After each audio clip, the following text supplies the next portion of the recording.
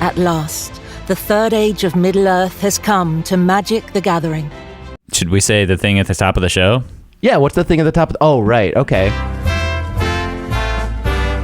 This is All Cards Considered. Welcome, everybody. I'm Jesse Batend. And I'm Dylan Cassidy. And we're here to introduce you to the Lord of the Rings Magic the Gathering crossover set. Dylan, you're a big fan of Lord of the Rings, right?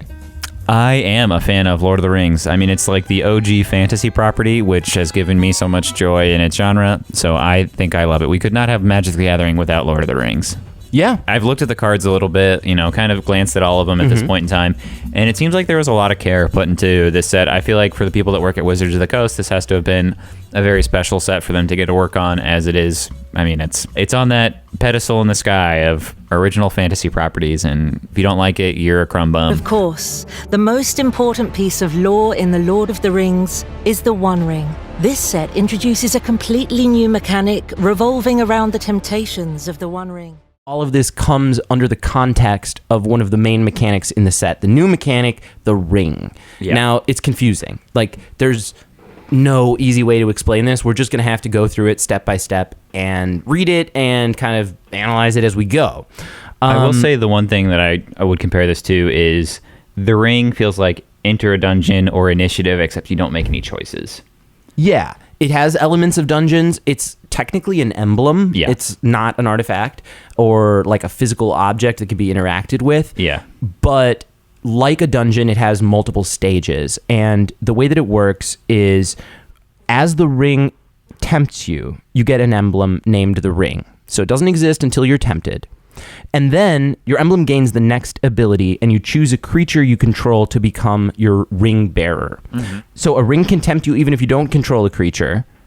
Good when to know. it gains a new ability, you keep the previous ability. So unlike a dungeon, it sort of stacks and gets more powerful throughout the game. Anytime that you get tempted, you can switch who your ring bearer is. So the abilities that this ring is conferring can go from one of your legendaries to another. When a creature becomes your ring bearer, it becomes legendary. Yeah, so that's you can, the first step. Yeah, make a non-legendary creature into a legendary creature, which is important for some of the synergy in this set. There's a lot of legendary matter stuff. Yeah. So I guess let's go through the steps, as clunky as that was. Okay, step 1. Your ring bearer is legendary and can't be blocked by creatures with greater power. So you make a creature legendary and they gain Skulk. Yeah, so I think, like we said, the legendary card type is going to matter, and Skulk is kind of funky. It's best on weak creatures, right? Mm-hmm. Because if you have a 1/1 or a 1/3 or something like that, it can only be blocked by other 1-powered creatures. Or Bill the Pony. So most of the time, it's going to eat them or at least bounce off. I think that's kind of interesting. It's obviously kind of trying to represent Frodo sneaking through, or kind of a weak creature having this huge impact in a game. It's going to be interesting to see how you can bounce this around, and if they're big green stompy, maybe your floor is then I only need to get past like a 4, so you can have up to a 3-power creature. Right. I don't know. Yeah, I don't know what the magic number is on this. It does make me think that like maybe your 1/3s are going to be more relevant, like creatures that you might not otherwise choose, and it's going to be a little odd to play with. Skulk has not been something that I've played with a ton, and when I have played it in the past, I've found that it's hard to make it work. Yeah. So let's power it up to step 2. You get tempted a second time, and whenever your ring bearer attacks, draw a card and then discard a card. So you get to loot every time you're attacking now, and attacking is pretty easy because there's not close to unblockable. Now you're starting to get kind of good, right? Yeah. Next we get whenever your ring bearer becomes blocked by a creature, that creature's controller sacrifices it at the end of combat, notably at the end. Yes. So starting to be sort of a Phyrexian Obliterator kind of an ability or something like that, where chumping gets bad. Interesting.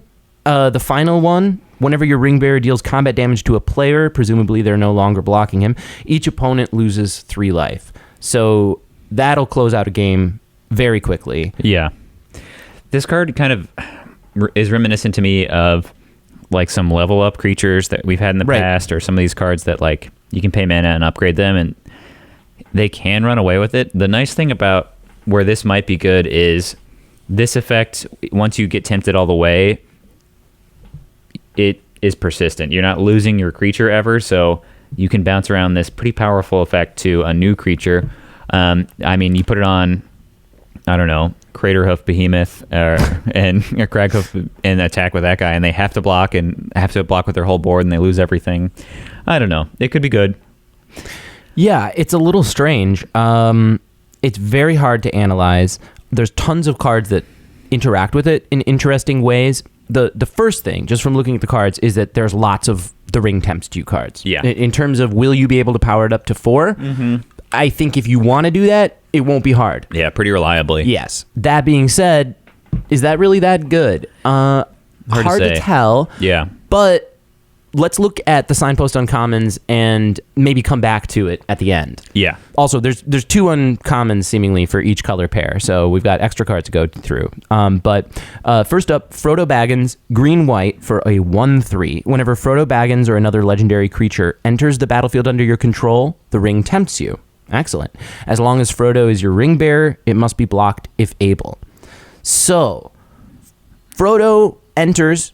He makes himself the ring bearer, presumably right away on turn 2, and he can't be blocked by creatures with greater power, but he must be blocked by creatures with weaker power. So he's going to come in and he's going to force chumps. Yeah. And basically just eat a bunch of weak creatures. Presumably. You hope. You're hoping. Yeah. I suppose there could be... I haven't seen the stats on everything. A situation where, you're just like swinging and they're bouncing off each other turn after turn, and it's not doing much. A 1/2 is gonna, or another 1/3. But presumably, if you can follow it up with a 3, turn 3 card that tempts you a second time, then he's gonna be looting every turn. So yeah, looting from turn 3 onward could be good. Is not too bad. I think that Frodo's actually like a very solid first ring bearer. And just to remind us here, so this is Selesnya. What is our Selesnya archetype? Yeah. So what Wizards tells us green-white is halfling food token synergy. Okay, well, I don't see that necessarily here on Frodo. What's our second card for this? Oh, I guess we do have halfling.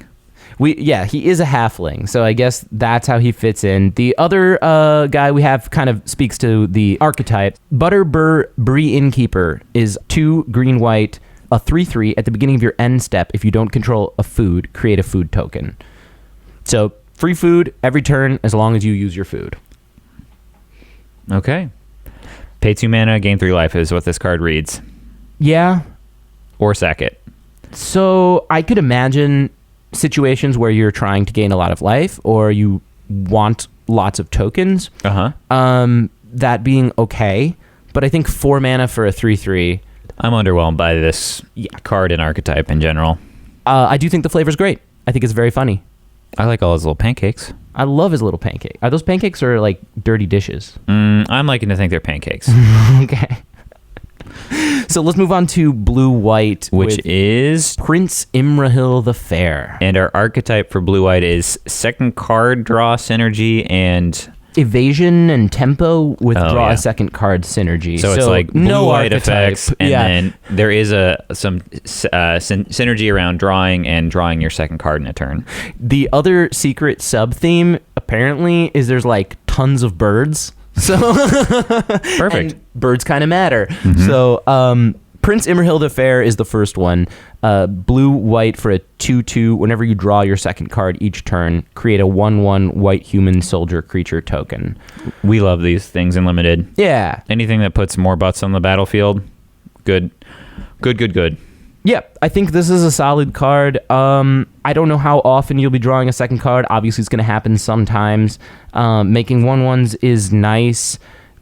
I like this card, but I think it's one of those things where it's going to like outlive its usefulness. You know what I mean? What does it make you like? 2 1/1s for 2 mana? That's great.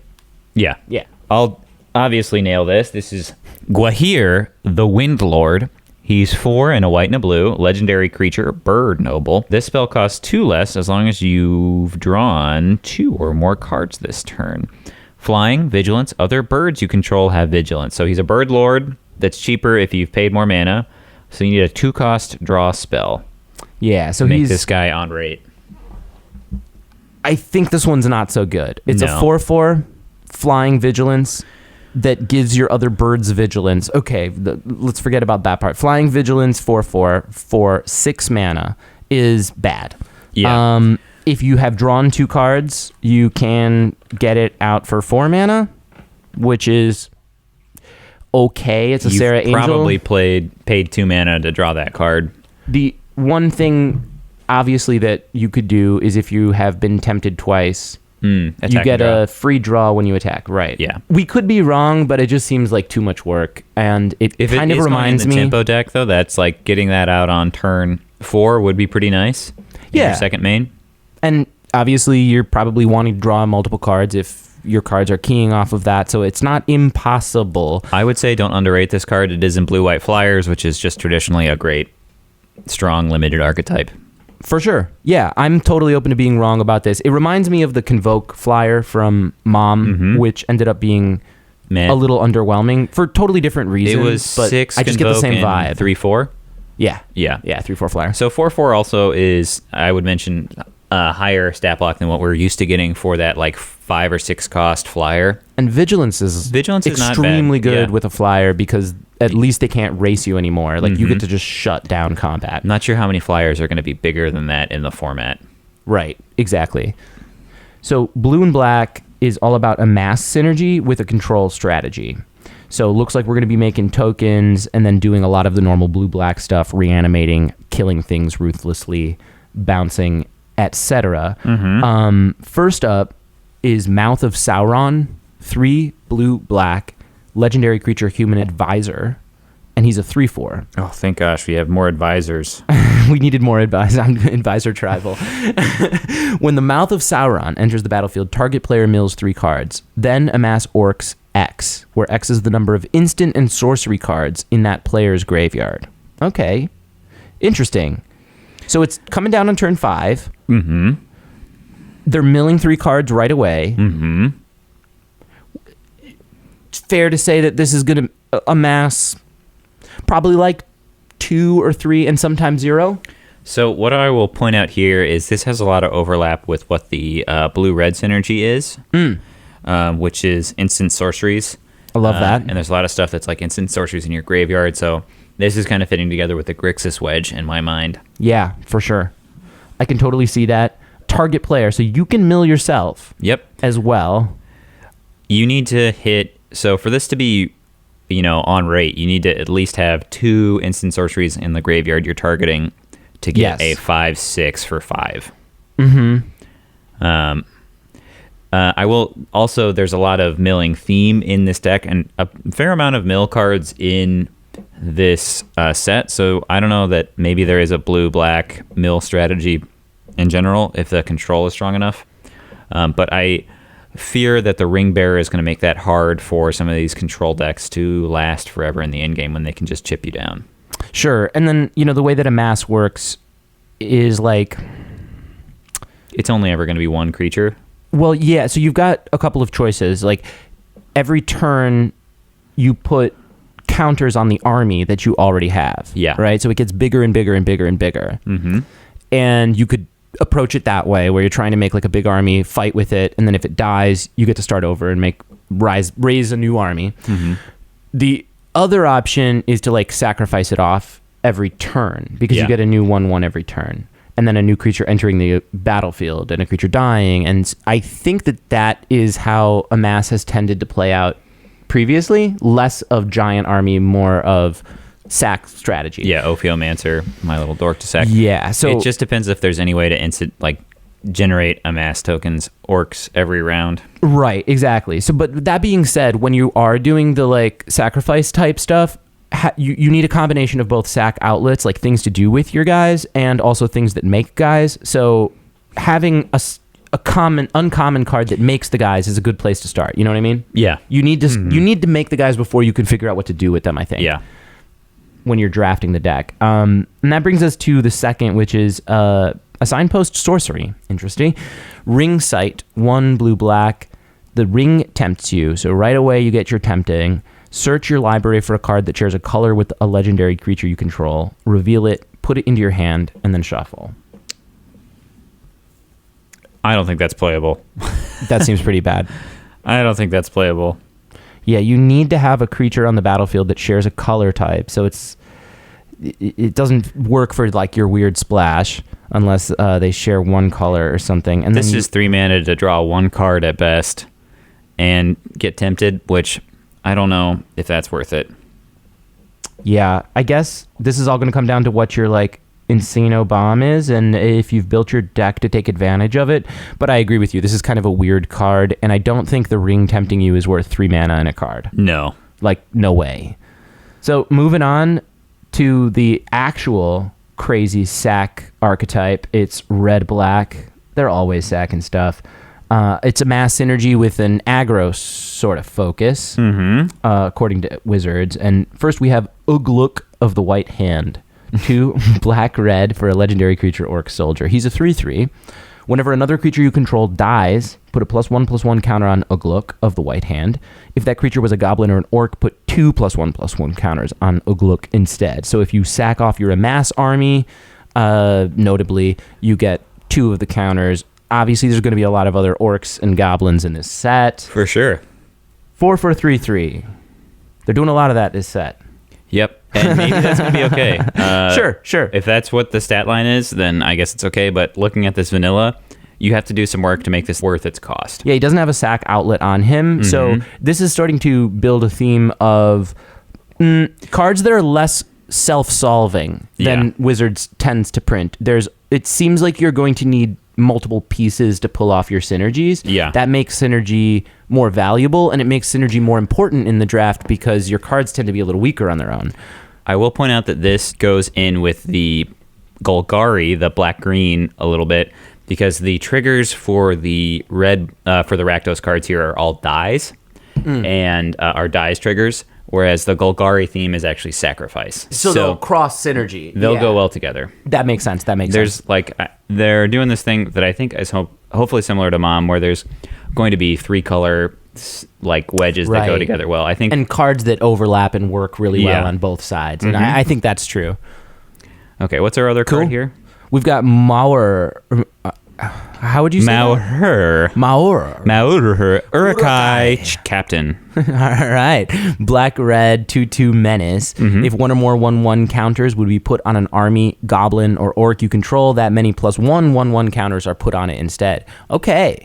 This guy, an evasive 2/2, I like him already. Oh, yeah, I'm all in. Menace 2/2 is going to be good in an aggro deck, and then he works well with the other signposts. Yeah. So, like, wow.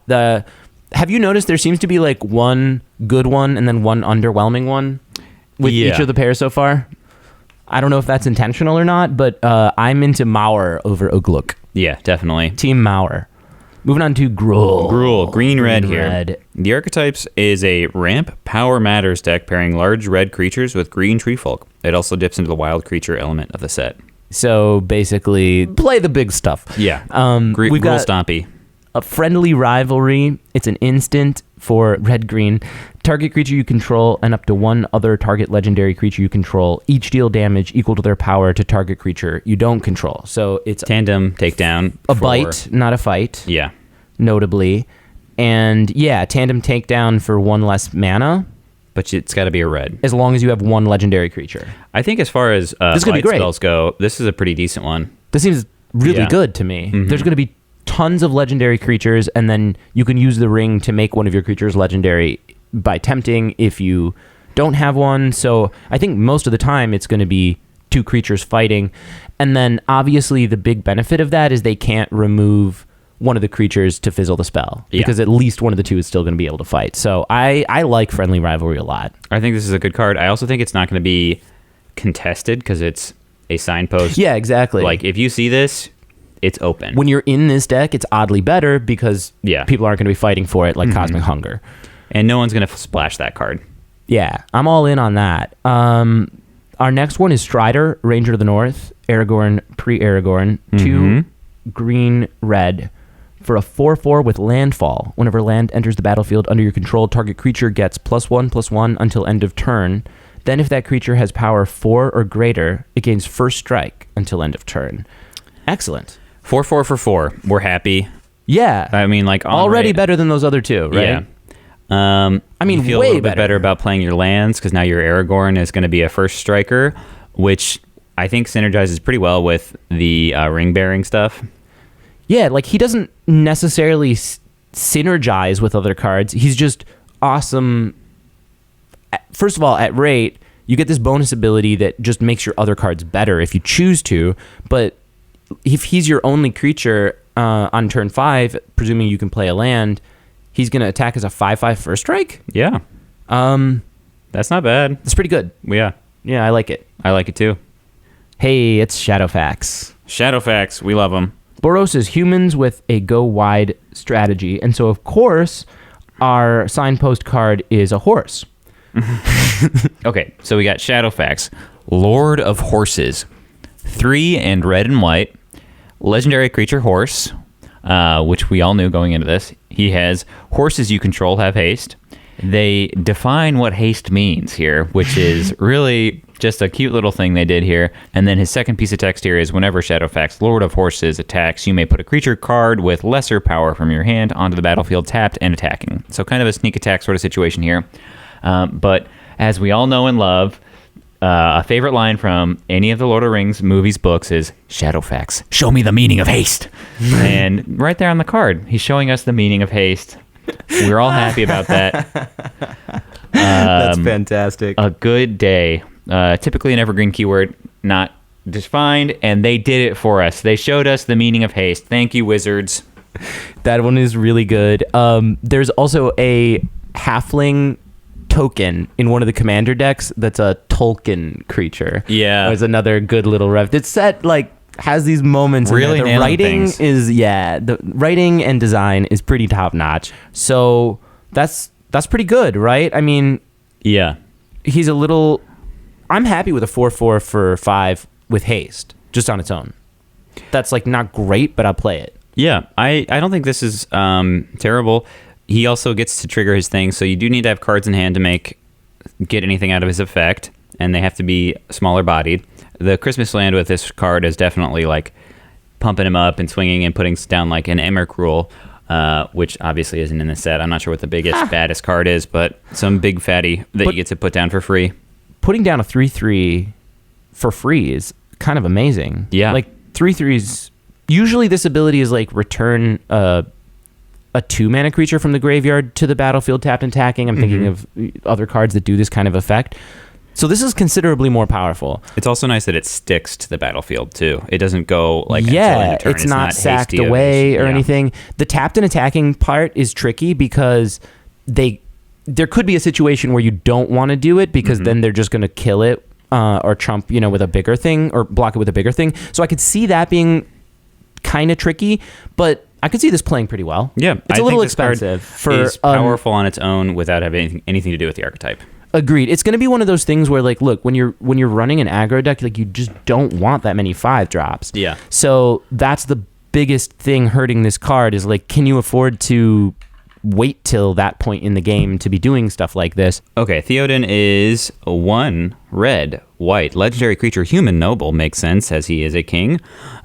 Whenever Theoden, king of Rohan, or another human enters the battlefield under your control, target creature gains double strike until end of turn. Oh, nice. And he's a 2/3. Yeah, that's not a bad effect. Yeah, for 3? If I'm not sure what the number of humans is, I think it's high. The double strike is going to be pretty sweet with the ring bearer. Yeah. Right? We love giving our ring bearer first strike or double strike, I think. It'll trigger that final evolution of the ring. Oh, sure. Also You twice. get to draw 2 cards or drain them for 6. Yeah. Or, I like that.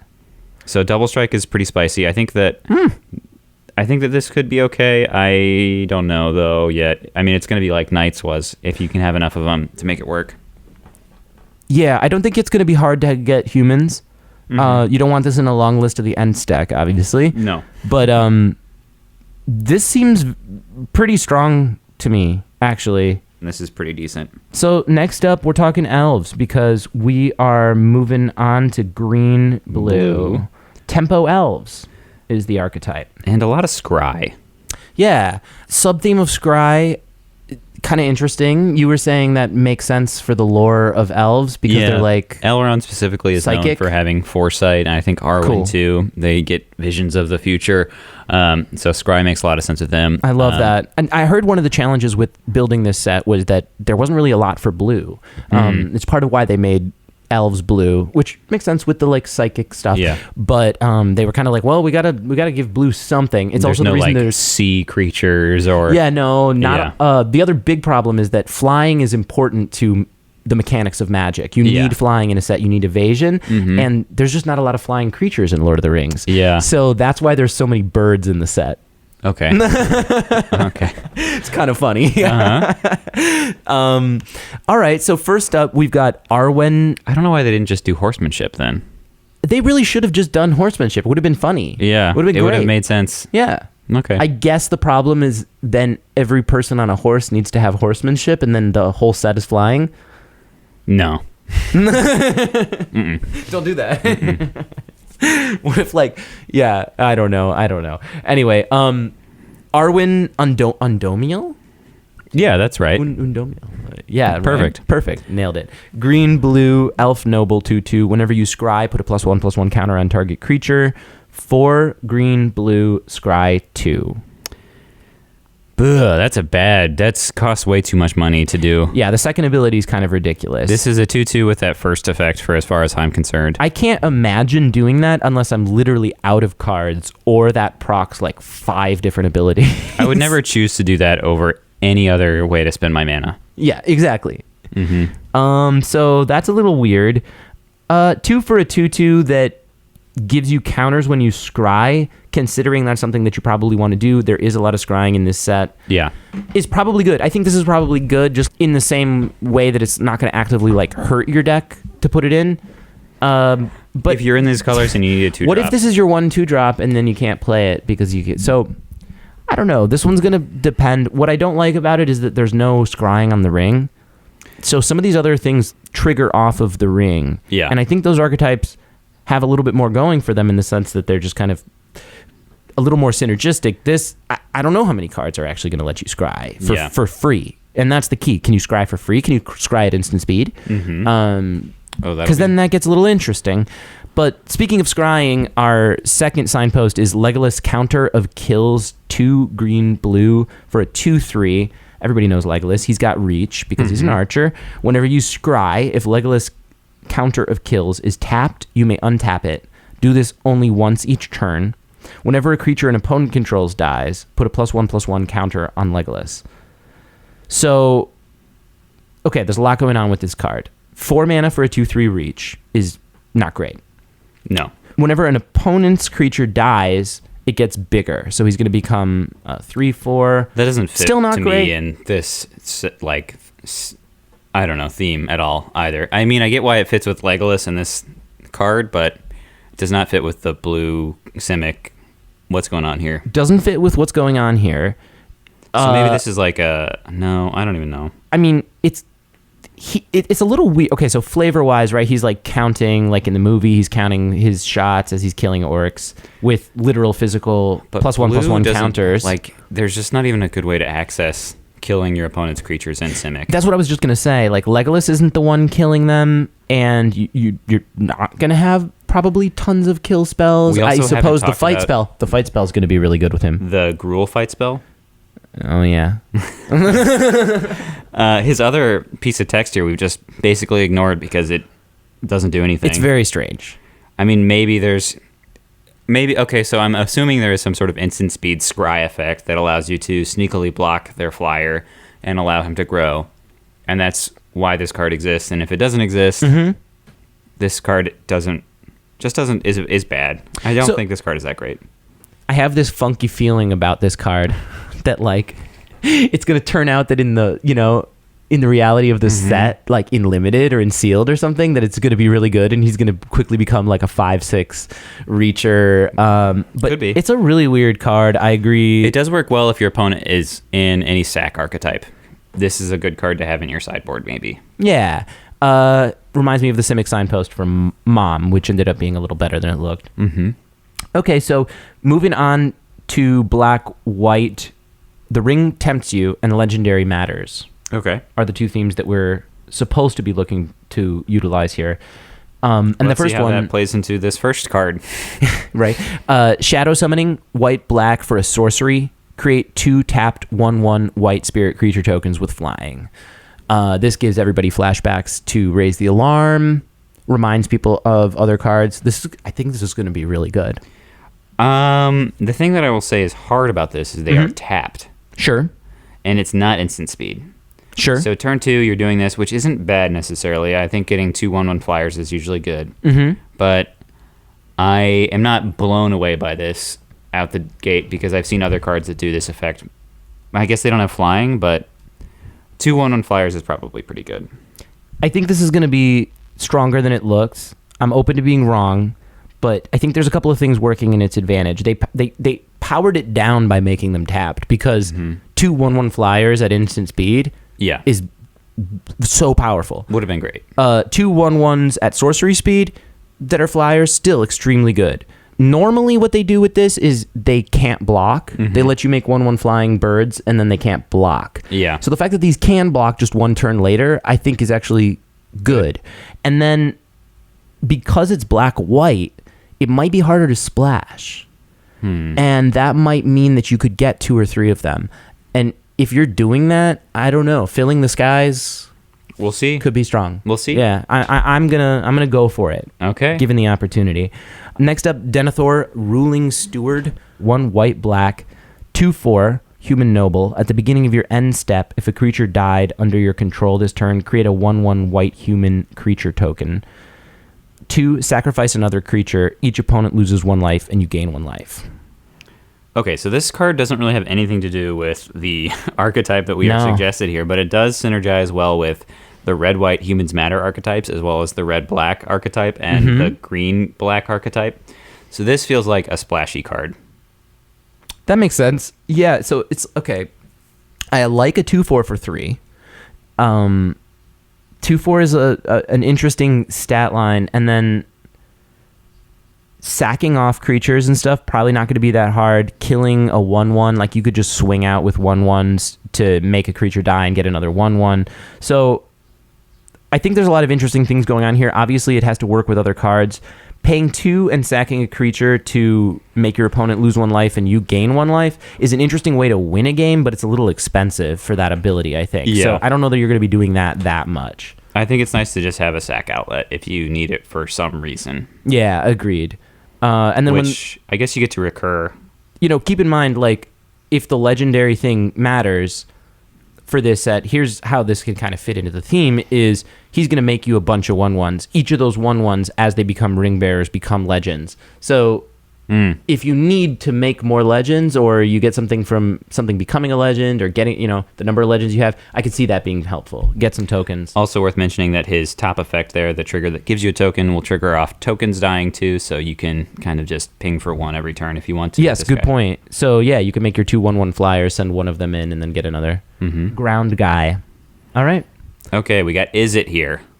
Gandalf's Sanction. It is 1 blue, red sorcery. Gandalf Sanction deals X damage to target creature, where X is the number of instant and sorcery cards in your graveyard. Excess damage is dealt to that creature's controller. That's pretty nice. Depending on, this feels like a constructed card to me.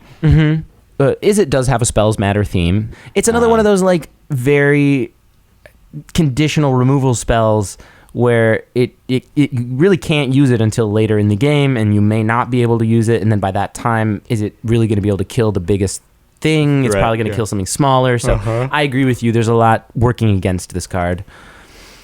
Okay. On the other hand, we do have Bilbo, Retired Burglar, 1 blue, red, legendary halfling rogue, 1/3. When Bilbo, Retired Burglar, enters or leaves the battlefield, the ring tempts you. Interesting. So he is your ring bearer, basically. He comes in and he can be your ring bearer. Yeah, pops in, becomes your ring bearer, and then can make someone else your ring bearer if he dies, which is kind of cool. Whenever Bilbo deals combat damage to a player, create a treasure token. Lovely. Yeah. I think this card is pretty playable. 3 mana for a 1/3 is a little sad, but it gets you 2 steps on your ring, which is, I think probably pretty good. Yeah, the explanation for that is ring bearer, right? There's a lot of these 1/3s in the set, and it is because Skulk works best with a 1/3. Yeah. So I think it's going to be this weird situation where you end up with both players have a ring bearer that's maybe chipping in and being an evasive attacker, and then you're gonna have like a board stall with like all of your big creatures standing off against their army. Yeah. You know, two armies watching each other. Kind of cool. But getting a treasure on top of the deal, it's gonna make your opponent want to block your ring bearer, and that's gonna like slowly plink through their weakest creatures until Bilbo can start doing his thing. Yeah, I like it. I think that's a strong card. Here's what I'm excited about. Yeah? I am excited for Golgari. Okay, Golgari. What does it say we do? The archetype has a life and death theme. It sacrifices and regrows cards. It's the other type that makes major use of food tokens. Very cool. Old Man Willow costs 2 black-green. He is a legendary creature folk. Old Man Willow's power and toughness are equal to the number of lands you control, so probably going to be a 4/4 base. Could easily be bigger than that. This is a card that I feel like you could pretty reliably slam. Whenever Old Man Willow attacks, you may sacrifice another creature or a token. When you do, target creature an opponent controls gets -2/-2 until end of turn. That's strong. I think this is a solid for uncommon. I mean, okay, so you can only have one of them on the battlefield. Good to remember. Sure, he's legendary. But he can be huge, and he has the potential to just be removal whenever he attacks, too. I mean, he's basically a 4/4 guaranteed. He could be a 3/3, I guess, if you're ramping him out or doing some sort of a trick, but by the time he's attacking, he's a 4/4. Yeah. And then he's going to grow every turn, presumably, for a number of turns, with the odd exception. Is this the strongest signpost yet? I think so. This might be, right? I think this guy's pretty solid. He's going to kill and some creatures just off of that second ability. Yeah. Kill you their army. Sack a food token and kill an army. You can kill a 1/1 flyer. Yep. That's annoying you. You can kill... It's going to be great because you're in green-black, which maybe doesn't have the best answers to flyers, so having the ability to kill those little spirits that we just read about or whatever, I think this is a great card. Black also has a mass, so you can sack off Orc. Like, this is the solution to that. What do you do with your amass? Like, sacrifice it every turn and give something -2/-2, and it's just good. It's going to be a nightmare to block this thing. Yeah. Interesting. Okay, I like Old Man Willow a lot. All in on the trees. His partner is Rise of the Witch King. I like this card too. It's a sorcery. 2 black-green. Each player sacrifices a creature. If you sacrificed a creature this way, you may return another permanent card from your graveyard to the battlefield. Yo. So this is 4 mana.